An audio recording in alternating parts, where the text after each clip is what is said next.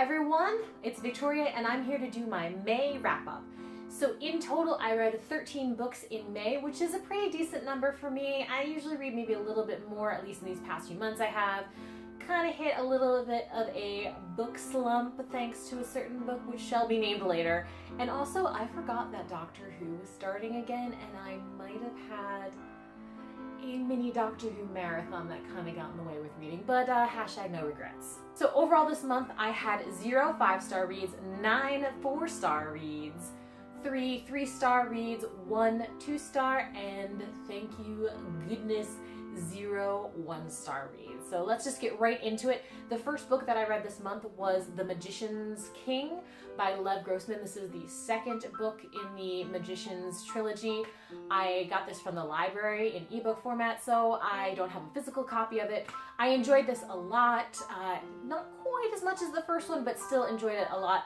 We follow Quentin through his journey through Fillory, and he kind of has this hero's journey, but it's not exactly like a standard hero's journey. As usual, Lev Grossman kind of subverts expectations, and I really loved it, especially at the end when Quentin actually finally realizes what it actually takes to be a hero, the sacrifice that one has to be willing to make. Next, I read The Diabolic by S.J. Kincaid. I actually did a full review of this, so I will put a link in the description if you want to see that. Overall, I really enjoyed this a lot. I gave it a 4 out of 5. This is a sci-fi young adult novel that follows Nemesis, a Diabolic, which is a genetically engineered being that is made to take care of only one person at all, and that is Sidonia. Sidonia has been summoned to the Galactic Senate, and the only way to protect Sidonia is to replace her, so Nemesis goes in her stead and has to pretend to be her. There's a lot of violence in here. It's a very stabby book, so if you're up for that sort of thing, I highly recommend it. Again, I did give it 4 out of 5 stars. Next we have Simon versus the Homo Sapiens Agenda by Becky Albertalli. I also got this from the library in ebook format, so I don't have a copy, but I love this book. I actually gave it like a 4.5 rounded down to 4 for Goodreads. I really enjoyed this. This is just so much fun. This is definitely outside of my wheelhouse. I do not do contemporary, and I very rarely do YA contemporary. I always kind of feel like a creeper reading about teenage romance and stuff, but this definitely just left me so happy. I think that the number one thing that I love about this are the characters and the relationships. I believe that Becky Albertalli is actually a clinical psychologist that has worked with teenagers specifically and has run a support group for teenagers that are LGBTQ+ questioning, and I think it shows in this. The characters are very realistic. They seem like normal teenagers, and the relationships are very nuanced. You can tell when new elements are introduced into these relationships and how they change, how the dynamic changes. So I really enjoyed that a lot. I loved it, and I definitely highly recommend it, even if maybe you don't normally pick up a YA contemporary. Again, like I said, I do not, and I still loved it. Then I read The Tyrant by Patricia Veryan. This is a historical romance novel. This is actually a reread for me. The first time I read it, I gave it 5 stars. The second time I read it, I gave it 4 stars. I think it just doesn't hold up upon a further rereading. I really enjoyed it still. Basically, this is a historical romance that takes place during the Georgian period, which is kind of odd. So you're talking the 1700s, and what happens is these two people have to kind of protect this rebel from being caught and essentially tried and hung for treason. And so they're trying to kind of play this cat and mouse game with the military that is looking for this rebel. Meanwhile, they have to have this kind of pretend engagement to cover for the fact that they have this rebel that they're protecting, and then also they were met in a compromising situation, and hilarity ensues. I thought the dialogue was a lot wittier and funnier the first time around, and the second time I read it wasn't quite as much. There's also a subplot that involves a brother of each of the hero and heroines liking one other woman, and that's kind of interesting. So if you want a historical romance that has a little bit more going on than just the romance, I would suggest this. It's also a traditional romance, so there's no sexy times in it. So if that's something that you don't want, I would suggest this book. Overall, still a cute read on the second time around. Then I read The Lost Hero, which is the first book in the Heroes of Olympus series by Rick Riordan, or Riordan. I'm not sure how you say it. I've heard both ways. Anyway, this is a continuation on from the first series in this, which I read, Percy Jackson, and I enjoyed it. I gave most of those books 4 stars, except one of them I think was a 3-star. Unfortunately for me, this book just didn't do it. I did give it 3 stars. I don't think it had the same humor as the first one. The first ones are told from Percy's perspective, and he's kind of just really a funny kid, and this one not quite as much. The kids are older in this, the characters, they're like 14, 15, no, I think they're like 15, 16, and yet the writing style of it still came across as more middle grade than I would say YA. I also have this pet peeve about characters withholding information from the rest of the group. So we have one character that knows something and won't tell them because she's afraid of how they're going to react, and that got on my nerves. The other thing that's a pet peeve of mine is withholding information from the reader and the characters themselves, because plot, I don't know, especially when that information is pretty obvious. So there's something that the kids are not told in this. Everyone's like, I can't tell you because of the bargain or pact that was made. And it's pretty obvious what the answer is going to be to this. And so that kind of got on my nerves. I was just really tired of everyone being kept in the dark. I just would have preferred a straight kind of fun romp through Greek mythology. Unfortunately, like I said, I guess trying to play up the tension, get this whole secrets kind of thing, and it was just annoying.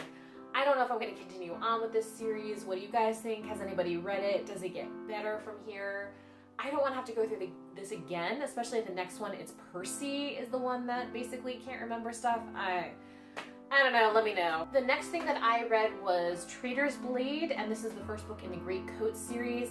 This was recommended by Kitty G and also Sam from Sam's Nonsense, links down below. I enjoyed this, and then something happened. So basically most of this book, this was going to be like a solid like 3.5 right up to 4, or even a 4. Lots of adventure. I love the idea behind this. This is an adult fantasy that takes place in a land where essentially the dukes have gotten together and killed the king. But previous to this, the king had created the Great Coats, which were traveling magisters that basically ensured that the king's justice was served, so they would hear cases and then ensure that justice was carried out. Unfortunately, again, like I said, the dukes overthrew the king, and now these Great Coats are kind of seen as traitors, and they are not looked highly upon. So we follow Falkio and 2 of his brothers in arms throughout this. Again, like I said, it was a rollicking adventure. I really love the camaraderie between the 3 companions. Fantastic humor. Unfortunately, there was an event, and if you want to read more about it, I did write a review of this on Goodreads, so check it out down below. I'll leave a link. I don't want to get into too many spoilers here, but needless to say, I'm tired of there not being consent. Let's just say that I wish we could just be upfront about consent and not have to deal with dubious consent. And the issue for me was that the author didn't see anything wrong with that and wanted this event to be seen as something healing and good and positive, and I couldn't really get behind that. So unfortunately, my rating went from what probably would have ended up being 4 stars to being 2.5, rounded down to 2. Then I read the second book in this series, Night Shadow, and this was so much better. I kind of went into this trying to distance myself from the event that happened in the first one. I tried to come to this without any preconceived notions or thinking about the first one, and I enjoyed this one a lot more. I ended up giving it 3.5, rounding up to 4. This was a solid 4 until the conclusion. I think it was a ton of fun. There is a bit of a murder mystery element, which is very interesting. A lot of political intrigue, trying to figure out who is behind all these political plots. And unfortunately, in the end, I think it was just too much. There was a little too much done to Falkio, kind of try to push the drama, and then a little too big a twists and turns that kind of came out of nowhere. So just a little too much, a little too unbelievable for me, which is why I docked a half point. But overall, still great, fun, enjoyable read. And I am looking forward to the next 2. I'm hoping to get to those sometime soon, possibly next month. The next book I read was My Lady Jane by Cynthia Hand, Brody Ashton, and Jodi Meadows. Unfortunately, I didn't love this book. I gave it 3 out of 4. I did a full review down below. Essentially, this is the story of Lady Jane Grey, who was queen for 9 days in Tudor England before she was deposed by Mary. This is an alternative history, and so of course, history changes in this, so we have a whole different ending to her story, and we do have an element of magic because some of these people can shapeshift into different animals. The next book I read was Strange the Dreamer by Laini Taylor.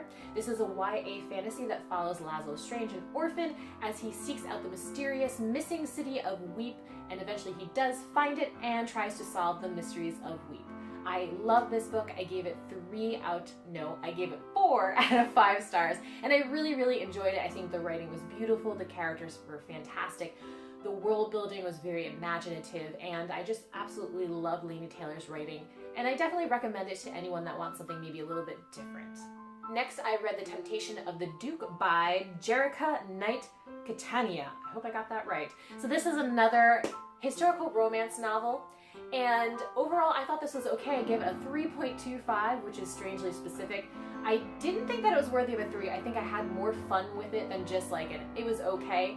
It definitely went above and beyond some of the tropes. I like the fact that the heroine calls out the hero. Basically, the hero is engaged to someone else and says, I can't marry this heroine even though I like her a lot because I must do my duty. And then finally, what happens is he's free to marry, and the heroine kind of calls him on it and says, no, you should have fought for me, and you need to prove yourself worthy of my hand in marriage. I'm not just going to automatically marry you now. So I did like that. Unfortunately, I do feel like they fell in love way too quickly. We kind of get a marriage and a happily ever after about 70% of the way in the book, and then the rest of the book is dealing with something else, which is fine with me, but unfortunately it meant that these two had to fall in love super quickly, and so that kind of brought down the score for me. Overall, I really enjoyed it, though, and I would like to read something else from this author.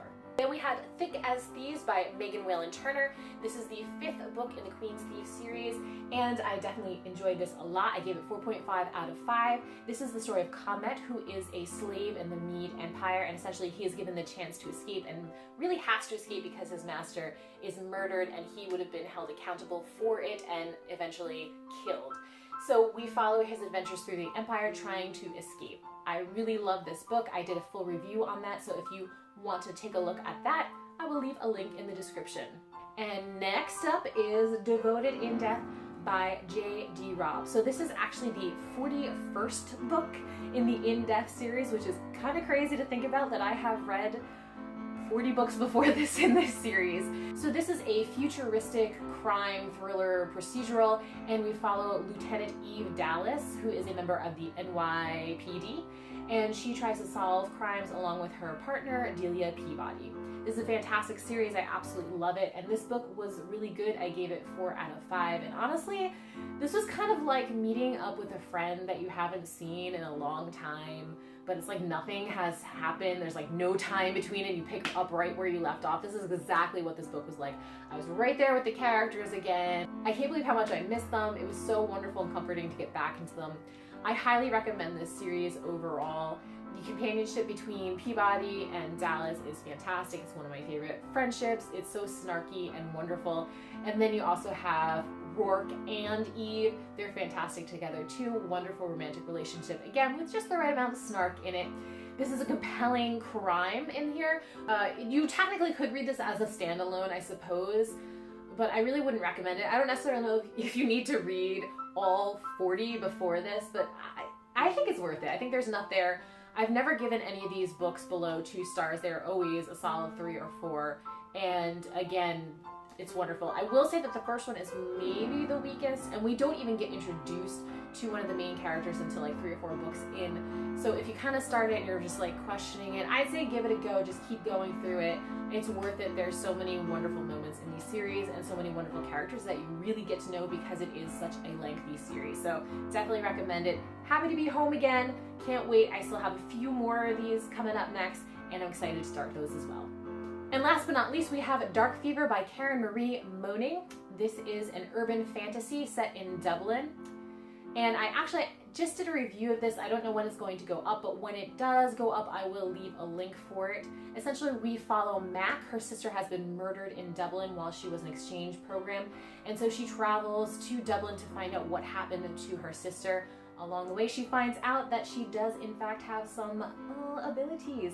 And the fairies are in fact real and mean and nasty. So this is a wonderful urban fantasy. I really enjoyed it a lot. I gave it 4 out of 5 stars. I liked the character of Mac, even though she can be kind of annoying. I'm excited to see where a character goes from there. I also enjoyed the character of Barons. He runs a bookshop that she kind of goes to when she's searching for information. And I can't wait to see what happens with this whole series. I'm excited to dive into the next one. And again, I really enjoyed it. 4 out of 5. So that's everything that I read this month, 13 books. Let me know if you have read any of these books, what you think about them in the comments below. As always, please like, share, subscribe, all the things. Thank you so much for watching. I hope you have a beautiful and fantastic day. Bye.